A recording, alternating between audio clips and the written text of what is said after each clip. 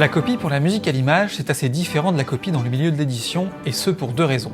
La source et la destination. Depuis quelques années, les fichiers MIDI, les fichiers informatiques stockant les informations musicales, sont de plus en plus la source principale de travail des copistes. Leur première mission est donc d'extraire de ces fichiers les informations de hauteur de notes, de rythme et de tempo. Bien souvent, cela se fait directement dans le logiciel d'édition de partition, avec la maquette audio à portée de main comme référence. Ensuite, une fois que ces informations de base sont transcrites, le travail du copiste consiste à analyser la maquette pour noter tous les détails qui pourraient manquer aux musiciens. Techniques de jeu, nuances, intention musicale, il y en a une multitude. C'est bien entendu un travail qui se fait en collaboration avec la personne qui a composé la musique. Après ça, se pose la question de la destination.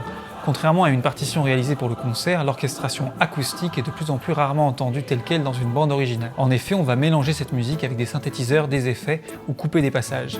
Le copiste doit donc orienter la partition pour enregistrer ce qui est nécessaire pour le bon rendu de la musique au montage. Enfin, l'étape finale est de mettre en page toutes les partitions pour qu'elles soient bien propres et lisibles par les interprètes. C'est un travail d'orfèvre car le nombre de parties séparées se compte bien souvent par centaines. Par exemple, pour la série Zorro, dont la musique a été composée par Julie Rouet et dont nous avons notamment été les copistes, le nombre de partitions réalisées avoisine les 600.